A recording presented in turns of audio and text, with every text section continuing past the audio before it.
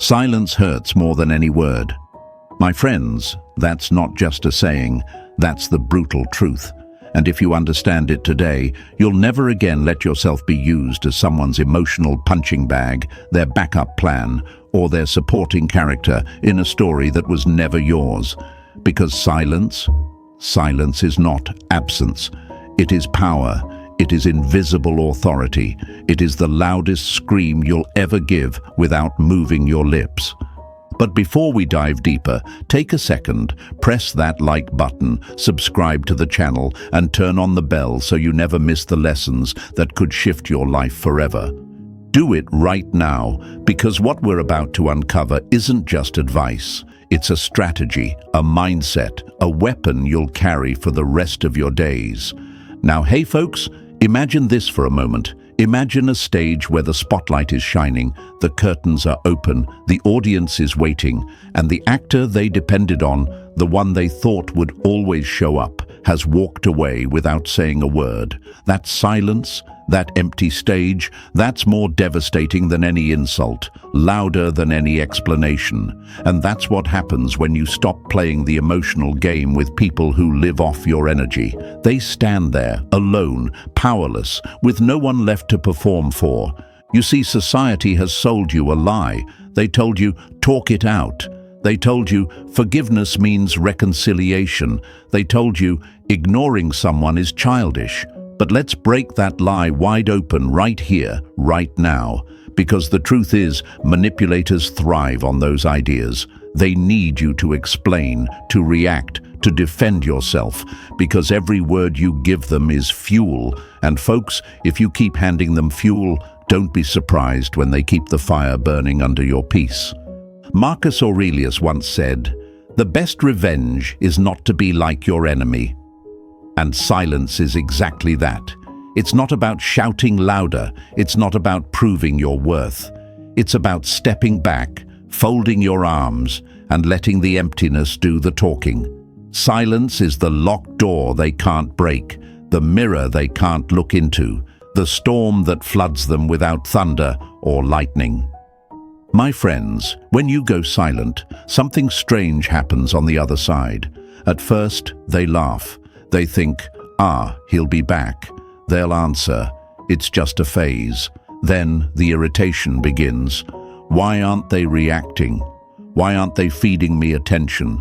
Then comes anger, then desperation, and finally, collapse. The ego can't handle silence. It needs validation. It needs an audience. Without one, it starves to death. And that's when they realize they've lost control over you forever. But here's the fun part. Silence doesn't just confuse them, it entertains you. It's like playing a game where the other player keeps throwing dice, but the board has already been packed away. They're sweating, scheming, trying to figure out how to win a game that no longer exists. Meanwhile, you're sipping your coffee, feet up, watching their panic from a distance. That's the kind of power silence gives you. The world doesn't tell you this because if everyone knew the truth about silence, manipulation would die overnight. Silence is not empty. It's the space where your peace is rebuilt. It's the room where you sharpen your focus, where you heal your wounds, where you prepare for bigger battles. And the more you practice it, the louder it echoes in the minds of those who underestimated you. So let me tell you this. Silence isn't cowardice. Silence isn't weakness. Silence is strength. It's control. It's your secret weapon in a world full of noise. You don't need to explain, defend, or justify. You just need to close the door and keep walking, because when you do, they will never recover. And I want you to feel that power in your bones today.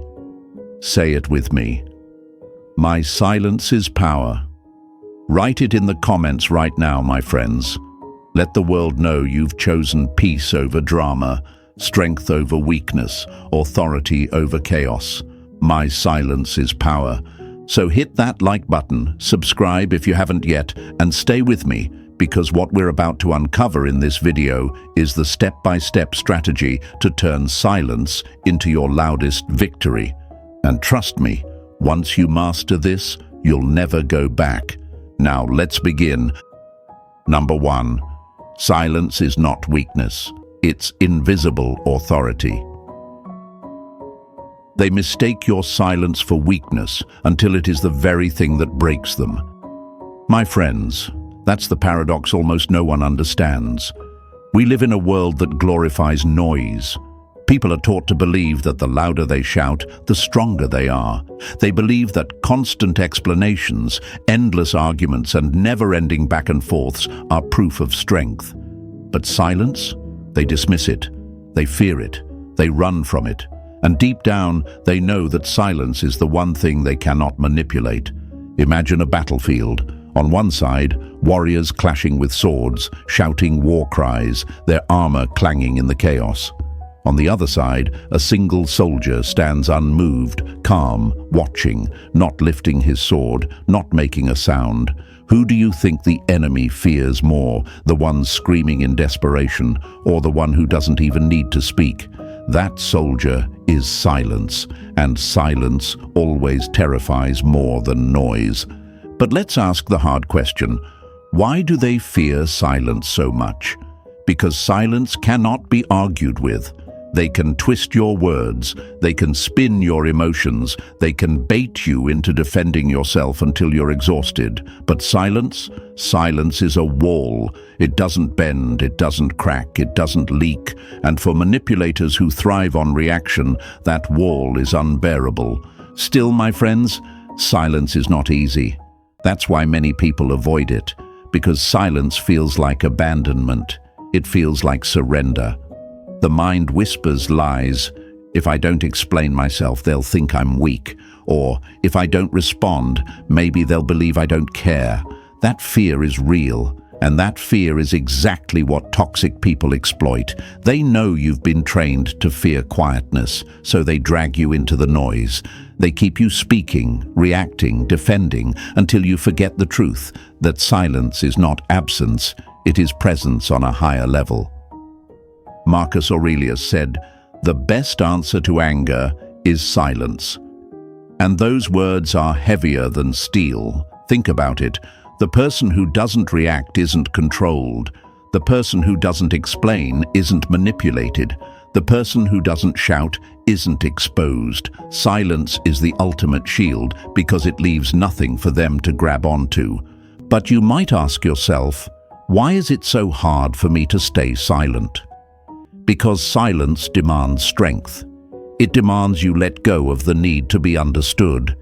It demands you resist the temptation to prove you're right. That's a battle within yourself, not with them. And most people lose that battle because they're too addicted to being heard. But here's the revelation. You don't need to be heard by them. You only need to be understood by yourself. Picture this. They provoke you. They throw insults. They twist stories, they spread lies. They're fishing for a reaction. They want to see you bleed. And instead, you look at them with calm eyes and you say nothing. Do you know what that does to them? It corrodes.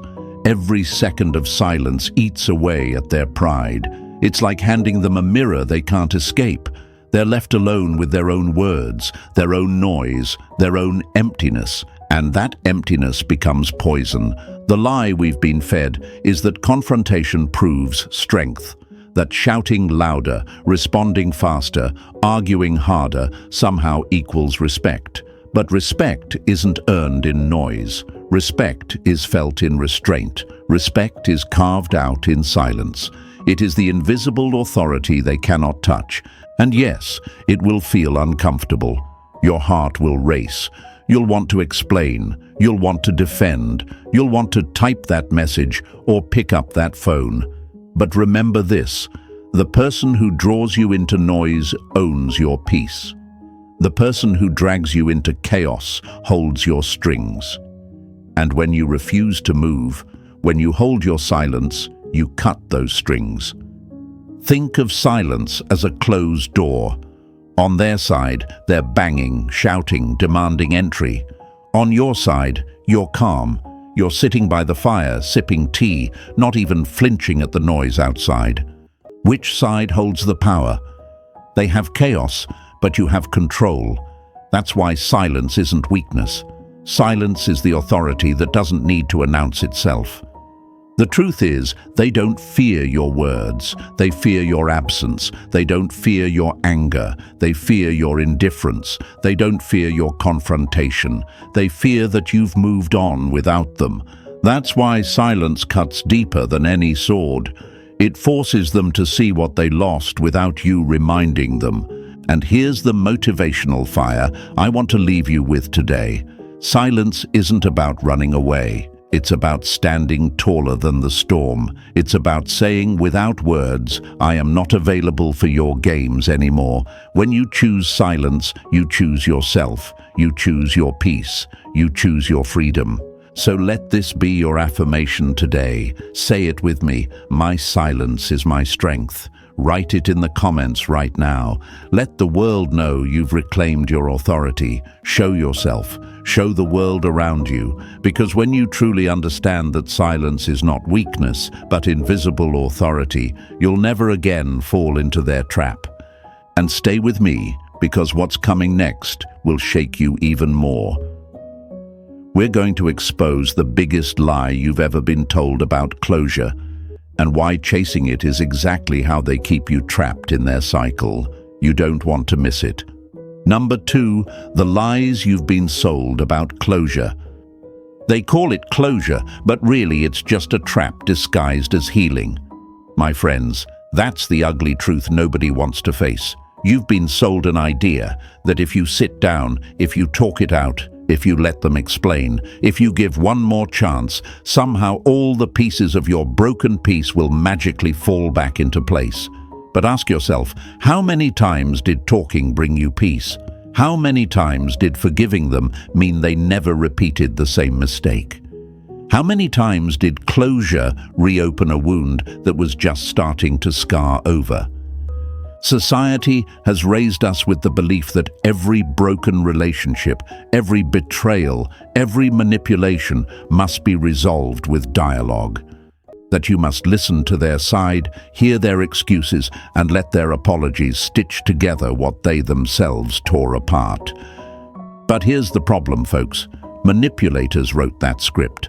That lie is their weapon, because the moment you accept it, you hand them the power to return, to replay the same emotional game, to keep you tied up in knots while they keep draining your energy.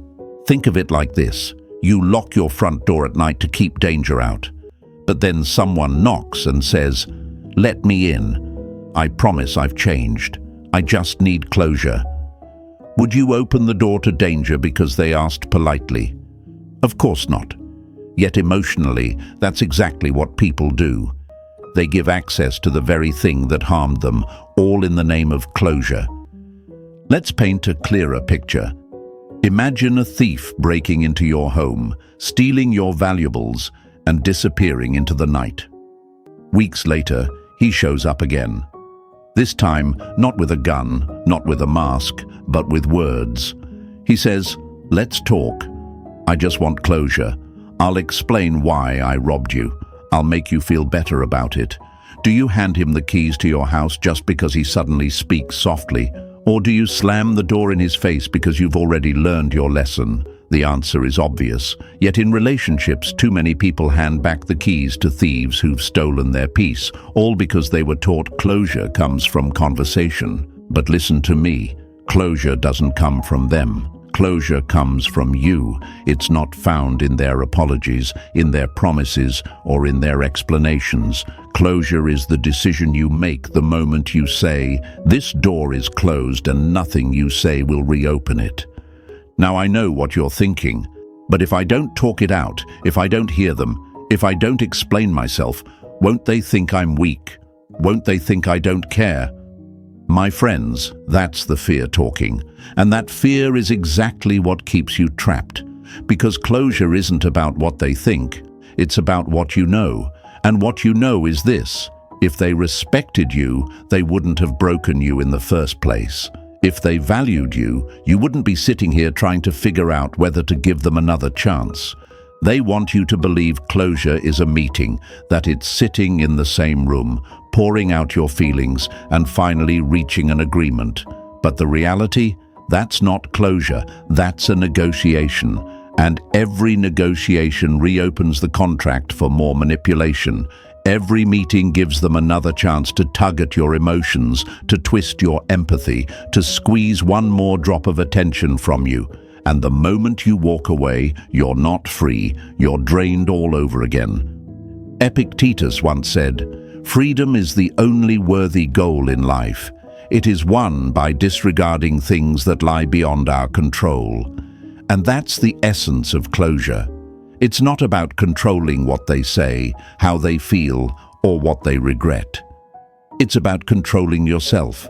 It's about deciding that you don't need their permission to move forward, that you don't need their explanation to heal, that you don't need their performance of regret to choose peace. But let's be real, choosing this path isn't easy. Why? Because humans crave answers. We want to know why they betrayed us, why they lied, why they discarded us like we didn't matter. Our minds whisper, if I just hear the reason, maybe I'll finally understand, maybe I'll stop hurting. But here's the harsh truth. You already know why. They didn't value you.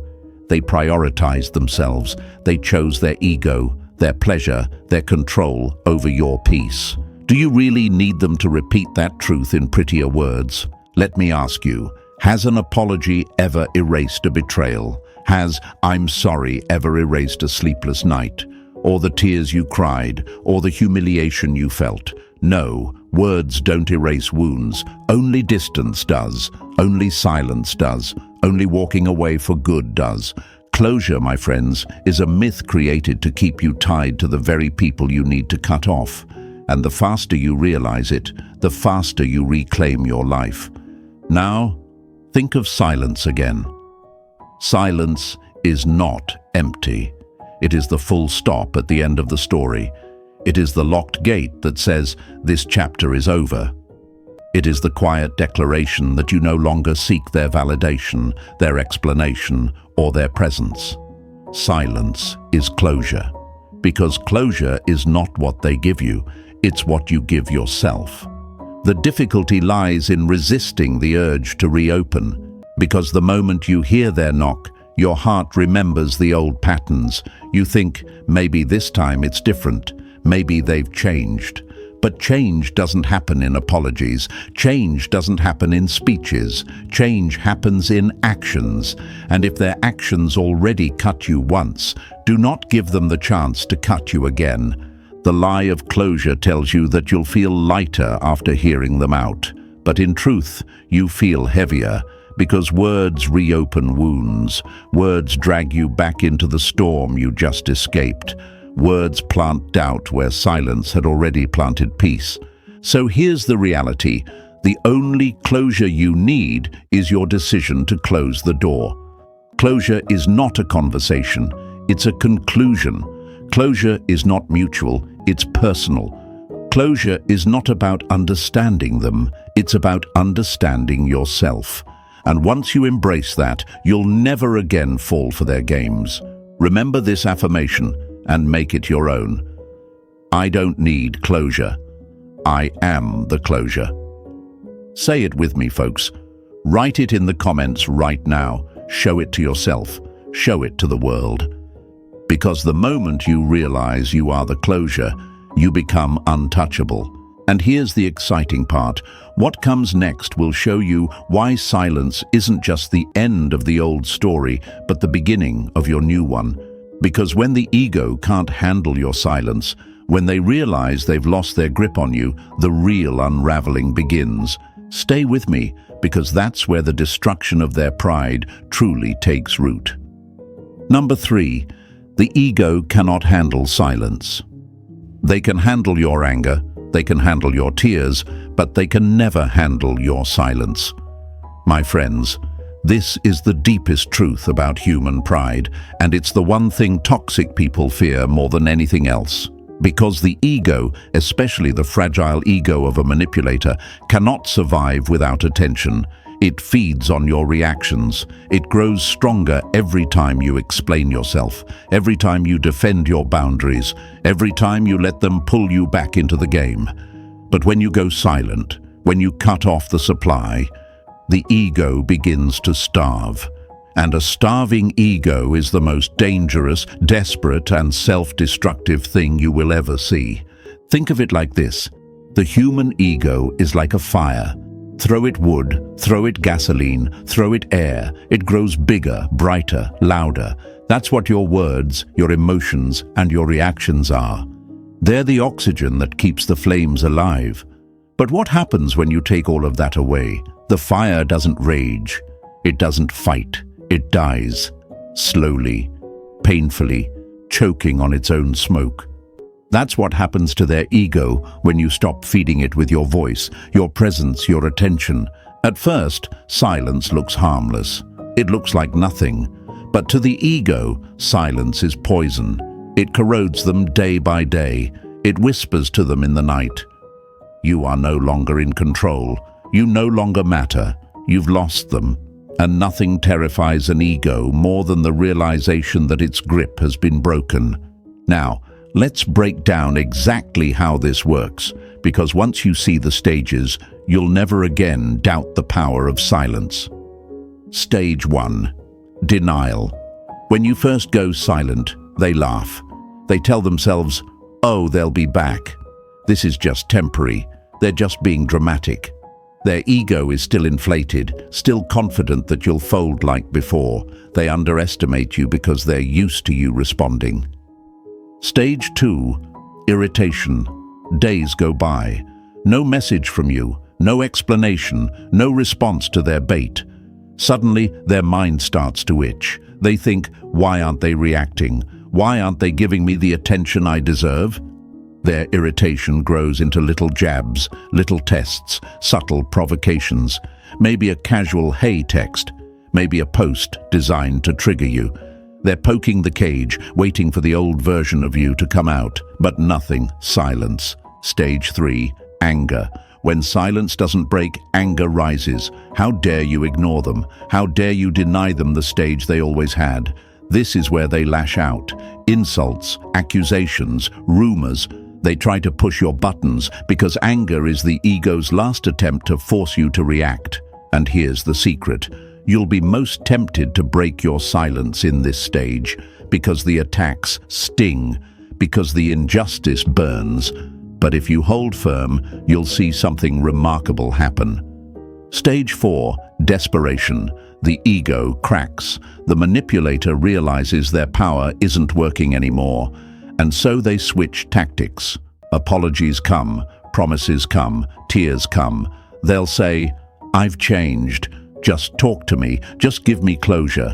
But my friends, don't be fooled. This isn't transformation. It's survival. It's the ego gasping for air, doing anything to get you to open the door again. If you give in, the cycle starts all over. But if you stand your ground, you'll witness the final stage. Stage 5. Collapse. The ego deflates. The silence becomes unbearable. They begin to feel the weight of losing control. They realize they can't manipulate you, can't trigger you, can't pull you back in. And that's when silence does its most brutal work. It destroys their illusion of power. Marcus Aurelius said, "You have power over your mind, not outside events." Realize this, and you will find strength. Silence is exactly that power. It's the refusal to let outside noise control your inner peace. It's the discipline to say, your words, your actions, your manipulations, none of it deserves a reaction from me. And that realization, it's devastating for them, because it shows them, in the most humiliating way possible, that you no longer belong to their game. But here's the part many people don't admit. Silence is difficult, not because it doesn't work, but because it demands strength from you. you'll feel the urge to explain, to prove your worth, to clap back at their lies. That's your own ego whispering, begging for validation. But my friends, you must rise above it, because the moment you speak, you feed them. The moment you explain, you reopen the game. Silence isn't just about them, it's about mastering yourself. Ask yourself this: why do they need you to respond so badly? Because without you, they are nothing. Their ego is built on control, on knowing that no matter what, you'll pick up, you'll reply, you'll engage. When you break that pattern, they don't just lose you, they lose themselves. Picture this in your mind: a puppeteer with strings, pulling them, laughing, making the puppet dance. That's what they've done to you in the past. But suddenly, one day, the strings go slack. The puppet doesn't move. The show stops. The puppeteer tugs harder, but nothing happens. That's silence. And the puppeteer? That's them, standing confused, angry, broken, because they've lost the only thing that gave them power. And here's the funny thing: the less you say, the louder your absence screams. Silence echoes in their mind like a siren they can't shut off. It keeps them awake at night. It forces them to replay every mistake, every moment they took you for granted. Your silence becomes the ghost that haunts them, the shadow they can't escape. Words can be forgotten, arguments can be twisted, but silence lingers forever. My friends, I want you to understand something. You don't win by shouting louder. You don't win by proving them wrong. You win by not playing. Because the greatest humiliation to an ego isn't losing a fight. It's realizing there was never a fight to begin with, that you walked away while they were still swinging in the dark. So, hold your silence. Protect it like a treasure. Because every second you stay quiet, their pride cracks a little more. Every unanswered message is a reminder that their control is gone. Every ignored attempt is a mirror showing them their own irrelevance. And here's your affirmation for today: my silence starves their ego. Write it in the comments right now. Let the world see it. Let yourself see it. Every time you hold your silence, you're not just protecting your peace, you're destroying the illusion that they ever had power over you. Stay strong, my friends, because what's coming next is even more liberating. We're going to dive into why forgiveness doesn't mean reopening the door, but slamming it shut forever. And once you understand that truth, you'll never again confuse peace with reconciliation. Stay with me. Number 4, forgiveness without return, the silent liberation. They thought forgiveness was their ticket back into your life, but true forgiveness isn't a key, it's a lock. My friends, this is where most people get it wrong, and it's why so many stay stuck in the same painful cycles. We've been brainwashed to believe that forgiveness means reconciliation, that forgiving someone means opening the door again, letting them back in, giving them another chance to prove themselves. But that belief is not healing, it's a trap. Forgiveness does not mean return. Forgiveness means release. It means you're finally done carrying the weight of what they did, but you're also wise enough never to let it happen again. Imagine this. You're carrying a backpack full of heavy rocks. Every rock represents the lies they told, the betrayal, the manipulation, the nights you stayed awake questioning yourself. That backpack is heavy. It's breaking your back, slowing your steps, draining your energy. Forgiveness is when you decide to take off the backpack and lay it on the ground. But here's the critical part. It doesn't mean you hand the rocks back to them and say, "Here, you can put these on me again." No, you drop them and walk away. That's forgiveness. It's freedom. But here's the problem. Manipulators know how to twist forgiveness into a weapon. They apologize not because they're truly sorry, but because they want the door reopened. They want access again. They treat your forgiveness like a password to log back into your life, like the reset button on a game they already lost. And too often, people fall for it. They forgive, and they reconcile. They forgive, and they hand back the key. And what happens? The same wounds open all over again. My friends, you've got to see the pattern for what it is. Forgiveness without boundaries is not forgiveness, it's surrender. It's giving the thief who robbed you once another invitation to your home. It's handing a knife back to the same hand that cut you. And let me tell you this, that is not love, that is not mercy, and it's not healing. That is self-betrayal. So what does forgiveness really mean? It means saying within yourself, I no longer carry this pain. I no longer carry this grudge, but I also no longer carry you. It is emotional detachment. It is a cold, steady peace. It is the quiet strength of knowing you've risen above the game. True forgiveness is silent liberation. It doesn't come with announcements, with second chances, or with tears of reunion. It comes with a door closed, bolted, and never opened again. Epictetus, the great Stoic, once said, "No man is free who is not master of himself." Forgiveness is self-mastery. Because you are no longer reacting, no longer explaining, no longer allowing someone else to dictate the rhythm of your emotions. You forgive not to give them peace, but to give yourself peace. You forgive not to let them return, but to let yourself move forward. Now let's break this down into what actually happens when you forgive without reopening. The first thing is shock. They cannot comprehend that your forgiveness doesn't mean reconciliation. They're so used to forgiveness being their reset button that when it doesn't work, it stuns them. They expected the door to swing open, but instead they find it locked. The second thing is anger. Their ego feels insulted. How dare you forgive me and not let me back in? How dare you act as if my apology isn't enough? And this is where they try harder. Fake tears, dramatic pleas, promises of change.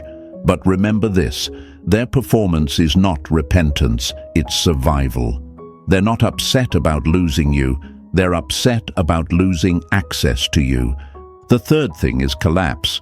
Once they realize the door truly isn't reopening, once they see that forgiveness doesn't mean they get to come back, their ego starts to corrode. They thought they still had control, but your silence and distance prove otherwise. This is the moment of silent humiliation for them, and the moment of liberation for you. But let's be honest, my friends, choosing this kind of forgiveness is hard. Why? Because you've been conditioned to think forgiveness equals being a good person. And being a good person, in society's eyes, often means putting others before yourself, even when it destroys you. They'll tell you, family is family, forgive and forget. Or, if you really loved them, you'd give them another chance. But listen carefully, love without boundaries is self-destruction. Forgiveness without limits is self-betrayal. And peace without protection is an illusion. Picture this, you're standing in front of a door. Behind it is chaos, shouting, manipulation, betrayal, lies. On your side is silence, calm, clarity. Forgiveness is you deciding not to stand at that door pounding with anger. It's not about yelling through it or waiting for them to open it. Forgiveness is you turning away from the door altogether, walking down a different path and never looking back. The door remains closed. And the peace you find on your side is the liberation you were always seeking. But here's where the real power lies. When you forgive without return, you take away their favorite weapon, guilt. They can no longer guilt you with, "But you said you forgave me." They can no longer manipulate you with, "If you forgave me, why won't you let me back in?" Because true forgiveness doesn't come with explanations. It doesn't come with conditions. It doesn't come with access. It comes with silence. And silence cannot be debated. You want to know why this is so devastating for them? Because forgiveness without return makes them irrelevant. They realize they no longer have any influence over your life. Their apology didn't reopen the door, their promises didn't sway you, their theatrics didn't shake you. They're left standing outside, realizing that forgiveness wasn't for them, it was for you, and that realization destroys their ego in ways no argument ever could. My friends, let me leave you with this. Forgiveness is not weakness. Forgiveness is strength. But only when it is paired with boundaries. Only when it is coupled with silence. Only when it is the liberation of your soul, not the return of your abuser. Forgiveness without return is you saying, I free myself, but I do not free you back into my life. So let this be your affirmation today. I forgive, but I do not return. Say it with me. Write it in the comments right now. Let the world see it. Show yourself, show everyone around you that you've chosen liberation over manipulation. Forgive to be free, not to be trapped. Forgive to rise, not to crawl back. Forgive to close the door, not to open it again. Stay with me, because what comes next is even more powerful. We'll talk about the kind of boundaries that don't need to be shouted, the invisible walls they can feel but never cross. And when you learn this, you'll see that silence doesn't just close the door, it builds a fortress they will never breach again. Number 5. Subtle boundaries, the wall they can't see but always feel. They only realize the fence exists when they crash into it. My friends, that's the beauty of subtle boundaries. They don't need to be shouted, announced, or explained. They don't need a social media post declaring, I'm done with you. They don't even need a dramatic scene. True boundaries are invisible walls, unseen, unspoken, but impossible to cross. And that's exactly why they're so powerful. Because toxic people, manipulators, and controllers depend on you drawing loud, obvious lines they can study, test, and eventually break. But when your boundaries are subtle, consistent, and rooted in silence, they are left swinging in the dark, unable to figure out where the wall is or how to break it. Let's imagine this together. Picture a dog running freely in a yard with an invisible electric fence. From the outside, it looks like nothing is there. The dog races happily across the grass, convinced it owns the space, but the moment it tries to cross the line, zap, it feels the invisible barrier. That's how subtle boundaries work. You don't need to scream, don't call me, don't text me, don't cross this line. You simply live your life in such a way that when someone tries to overstep, they hit a wall they can't see, but can always feel. Why is this so effective? Because manipulators thrive on clarity they can exploit. If you tell them, don't text me after 10 p.m., they'll text you at 9:59. If you say, I won't talk to you if you raise your voice, they'll whisper manipulation in a calm tone. They survive on loopholes, but subtle boundaries have no loopholes. They're not written down, they're not negotiated, they're lived. And because they're lived, they're unbreakable. But here's where people go wrong. They think boundaries must be dramatic. They think you have to slam doors, block numbers, and make big announcements. And while sometimes that's necessary, often it only fuels the manipulator. They feed on drama. They want the performance, the big fight, the explosive ending, because that still gives them what they crave, your attention. What truly destroys them is when there is no performance at all. When the curtain falls without a word and the play ends quietly. That silence is devastating. Marcus Aurelius said, waste no more time arguing about what a good man should be one. And the same applies to boundaries. Waste no time arguing about where the line is. Live it, embody it, become it. Because when you live your boundaries instead of announcing them, you stop offering them targets to hit. You stop giving them maps to navigate. You stop handing them the keys to break in. Now, let's be real. Subtle boundaries are not easy to maintain. Why? Because they require self-control. They require you to resist the temptation to explain yourself. And explaining is what most people fall into. They think, if I just explain why I need this boundary, they'll respect it. But manipulators don't respect explanations. They exploit them. Every explanation is data. Every explanation is a roadmap to manipulate you. That's why subtle boundaries are different. They don't need to be explained. They simply exist. Imagine this. They send you a message. In the past, you would reply instantly, pouring out explanations, defending yourself. Now, nothing. Silence. Not because you blocked them in a loud announcement, but because you simply decided they no longer get a response. That's a subtle boundary. Or imagine they throw a jab, expecting you to fight back. Instead, you smile lightly, change the subject, and move on. No anger, no defense, no drama. That's a subtle boundary. They feel it, but they can't name it. They sense it, but they can't attack it. And that drives them insane. The truth is, people underestimate subtlety. They think boundaries must roar like a lion, but sometimes the whisper is louder than the scream. Sometimes the quiet no that isn't even spoken cuts deeper than 1,000 arguments. Because manipulators don't know how to fight what they can't see. They can't exploit what you don't reveal. They can't twist what you don't say. But let's ask the hard question. Why do most people struggle with this? Because silence feels like weakness. Because subtlety feels like cowardice. They think, if I don't declare my boundaries, how will anyone know? But here's the secret. Healthy people don't need your announcements. They sense your boundaries naturally because respect is in their nature. Toxic people, on the other hand, don't need explanations either.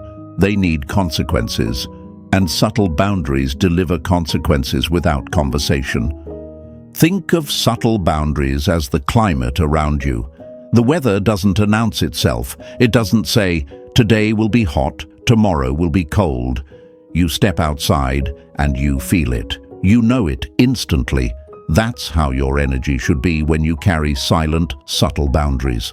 People don't need you to explain. They feel the shift. They sense the distance.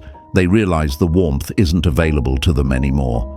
And that realization is louder than any words you could say. But let's be clear, consistency is everything. A boundary you enforce once and abandon the next day is no boundary at all. If one day you go silent, but the next day you reply, you've given them hope. If one day you ignore their provocation, but the next you take the bait, you've cracked the wall. And manipulators thrive on cracks. They'll search for the tiniest opening to crawl back in. That's why subtle boundaries require iron consistency. It's not about a single act. It's about a lifestyle of restraint, a pattern of silence, a wall that never falls, no matter how many times it's tested. Now let's talk about the impact on them. At first, they won't notice. They'll think nothing has changed, but little by little, they'll start to feel it. Calls unanswered, jabs ignored, invitations declined, smiles that don't stretch as far, conversations that no longer open doors. It's subtle, but it builds. And soon, they'll realize something terrifying. Your world no longer includes them. And the more they push, the more they feel the wall. This, my friends, is silent revenge. Not loud, not cruel, not dramatic. Just a consistent wall they can never climb. It eats away at their ego because they can't explain it. They can't point to a reason. They can't accuse you of anything. They only know that something has changed, and they no longer have access. That mystery is more painful than confrontation. It leaves them spinning in confusion, doubting themselves, questioning their own power. And all the while, you're calm, free, focused. So let this be your affirmation today. My boundaries are silent, but unbreakable. Write it in the comments. Show yourself. Show the world around you. Because the day you stop announcing and start embodying your boundaries is the day you become untouchable. And here's where it gets even more powerful. What comes next isn't just about silence or boundaries. It's about using lightness itself as a shield, because while they expect anger, while they expect pain, they never expect humor. Stay with me, because when you learn how to laugh in the face of manipulation, you'll discover a weapon even more devastating than silence. Number 6. Humor as a silent shield. They can fight your anger, they can twist your sadness, but they have no defense against your laughter. My friends, that is one of the most overlooked truths in the entire emotional game. Toxic people thrive on intensity. They live for your tears, your rage, your desperation, because those emotions feed their ego. They want to see you flinch. They want to see you scream. They want to see you shatter. But when you smile lightly, when you laugh calmly, when you meet their drama with humor instead of pain, the entire script collapses. Imagine a boxer walking into the ring, fists clenched, ready to fight. He throws his hardest punch, and the opponent just laughs. Do you know what that does to the fighter's spirit? It destroys it. Because nothing terrifies an aggressor more than realizing their blows don't land. That's what humor does. It doesn't just block the attack, it makes the attack meaningless. Now let's break down why humor is such a powerful shield. First, because it breaks the tension. Manipulators build their control through tension. They tighten the rope, waiting for you to pull back. They throw bait, waiting for you to snap.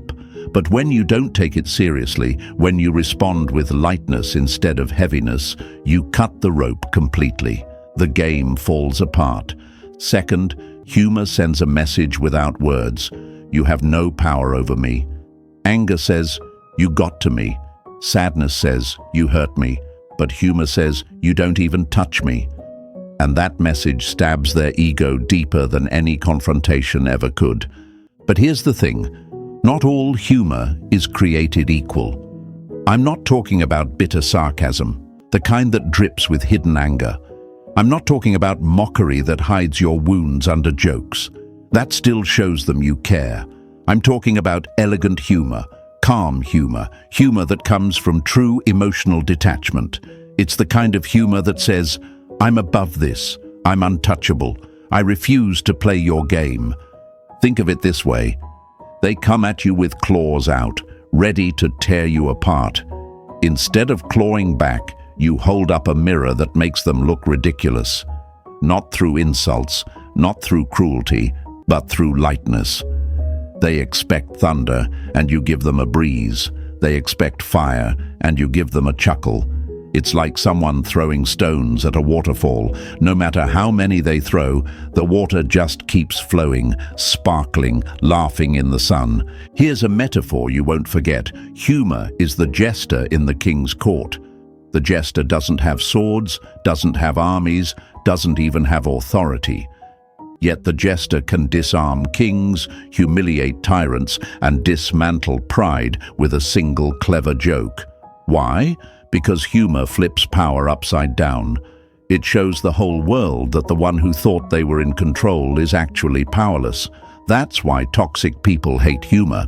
They want to be feared, but humor makes them laughable. And nothing crushes a fragile ego faster than being laughed at. Now, I know what you're thinking. But what if I don't feel like laughing? What if I'm too hurt, too drained, too angry? My friends, that's exactly why humor is a shield. You don't use it because you're carefree. You use it because you refuse to hand over your pain. You use it as strategy. It's not about making them laugh. It's about showing them they can't make you cry.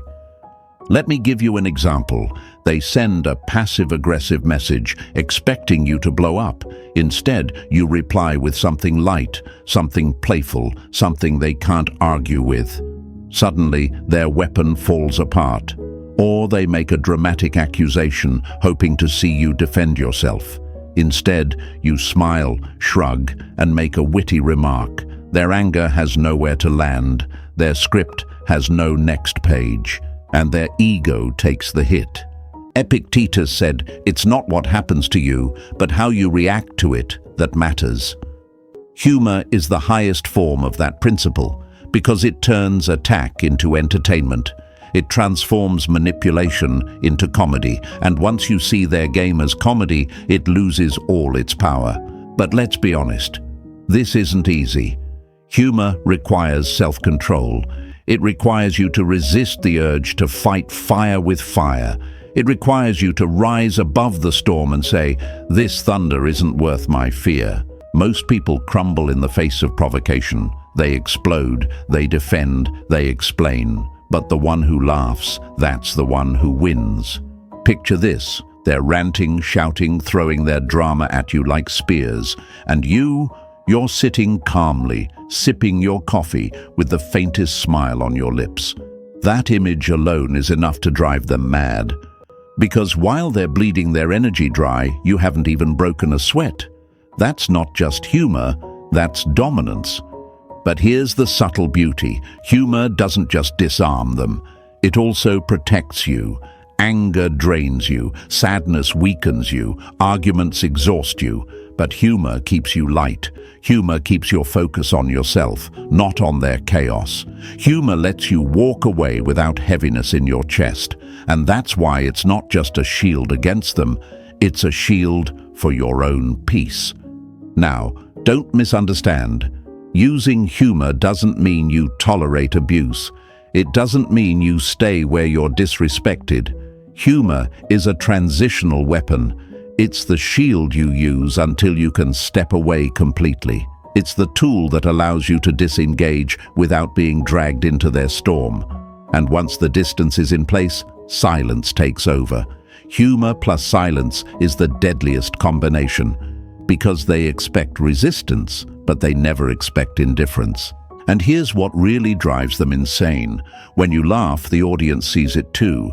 The people around you, the people watching, they notice that you're unshaken, that you're calm, that you've risen above. And that contrast destroys the manipulator's image. They wanted to look powerful, but your humor makes them look foolish. And in the court of public opinion, nothing hurts them more. So let me leave you with this thought. Humor is not weakness. Humor is mastery. It's proof that you no longer play their game. It's proof that their chaos no longer defines you. It's proof that you've chosen lightness over heaviness, detachment over desperation, freedom over fear. Say this affirmation with me. My humor is my shield. Write it in the comments right now. Show yourself, show the world that you've chosen to rise above the storm. Because when you meet their darkness with laughter, you don't just protect yourself, you expose them for what they really are, powerless. And stay with me, because what comes next is even more powerful. We're going to talk about how to refuse the game altogether, because while silence and humor dismantle their attacks, the greatest victory is when you stop stepping onto the stage entirely. And when you do that, my friends, the show ends for good. Number 7, refusing to play the emotional game. They only win if you keep playing. My friends, that's the raw truth most people don't realize until it's too late.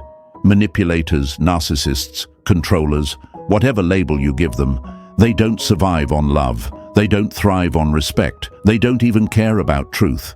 They live off reaction. They live off your energy. They feed on your anger, your explanations, your justifications, your pain. That's the stage they build. That's the script they write. And the moment you refuse to step onto that stage, the entire play collapses.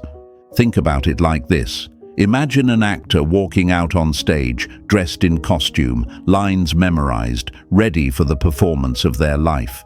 The lights are hot, the curtain is open, they take a deep breath, ready to deliver their role, but then they look into the audience, and it's empty. No claps, no eyes, no attention. How long do you think they'll keep performing? How long can they continue their act with no audience to validate them? Not long.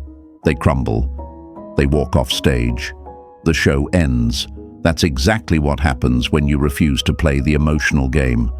But here's the catch. Refusing to play is harder than it sounds, because they know how to bait you. They know your weak spots. They'll use your guilt, They'll use your kindness. They'll use your loyalty. They'll even use your fear of looking like the bad one to drag you back in. They'll throw accusations like grenades. You never cared about me. You're selfish. You're cold. They'll throw guilt trips like chains. After everything I've done for you, this is how you treat me. They'll even twist forgiveness into a weapon. If you really forgave me, you'd give me another chance. And this is where most people break. They defend themselves, they explain, they argue, and just like that, they've stepped back on stage, handed the manipulator the very fuel they were starving for. But the Stoic truth is this: you don't need to defend yourself against lies. You don't need to justify your boundaries. You don't need to explain your silence. Every explanation you give is oxygen to their fire. Every word you speak is wood for their flame. The game only exists if you play it. Marcus Aurelius said, "The best revenge is not to be like your enemy." And refusing to play is the highest form of that wisdom. Because they want chaos and you give them calm. They want noise and you give them silence. They want drama and you give them indifference. That indifference cuts deeper than any sword. Because anger still shows you care. Sadness still shows they matter, but indifference says, "You no longer exist in my world." And that, my friends, is the death of their ego. Let's make this real. Picture them shouting in your face, words flying like arrows. The old you would fire back, would defend, would bleed energy. But the new you sit back, arms crossed, calm, eyes steady, lips sealed. Or maybe you even smile lightly, a small laugh, as if their performance is nothing more than background noise. Do you know what that does? It drives them insane, because their power was never in their words. It was in your reaction. Take away the reaction, and their words dissolve into emptiness. But let's be honest, the temptation to respond will burn inside you. You'll hear the insults and want to clap back. You'll feel the guilt and want to explain yourself. You'll see the accusations and want to prove them wrong. But every time you resist, every time you refuse, every time you hold your silence, you are winning. You are taking back control. You are starving the game until it dies. Here's a powerful metaphor. Refusing to play is like standing outside in a rainstorm. The rain pours, the wind howls, but you don't chase the storm. You don't argue with the clouds. You don't scream at the thunder. You simply open an umbrella, walk calmly, and let the storm exhaust itself. Because no storm lasts forever, and no manipulator can keep raging when their target doesn't respond. They collapse under the weight of their own noise. But here's the beautiful part. When you stop playing their game, you start playing your own. You reclaim your energy. You redirect your focus. Instead of spending nights typing long explanations or replaying arguments in your head, you invest in yourself. You build your peace. You chase your goals. You grow stronger, lighter, freer, and soon their noise becomes background static you barely hear anymore. The mistake people make is thinking they need to win the argument, that they need to prove the manipulator wrong. But listen closely. You don't win by proving. You win by walking away, because the only way to beat a rigged game is not to play. And that's not weakness, that's wisdom, that's strength, that's Stoic power. Now let me give you the psychology behind it. Manipulators are addicted to control. They script out the emotional play in their minds. They know their lines. They predict yours. They think, if I say this, they'll react like that. If I guilt them here, they'll fold there. They need you to follow their script, but the moment you don't, the script collapses, the play fails, their sense of control shatters, and that's when your silence, your refusal, becomes the loudest humiliation of all. Picture this one last time. The lights are on, the curtains are drawn, they're waiting on stage with their drama, ready to pull you in, but you're not there. The seat is empty, the spotlight fades, the curtain drops, the show ends. That's the power of refusing to play. So here's your affirmation today. I don't play their game. Say it out loud. Write it in the comments right now. Show yourself, show the world that you've chosen freedom over drama, clarity over chaos, silence over noise. And if this message resonated with you, my friends, do me a favor, press that like button right now. Subscribe to the channel if you haven't already, and turn on the notification bell, because what we're building here isn't just content. It's a community of strength, of clarity, of unshakable peace. Share this video with someone who needs to hear it.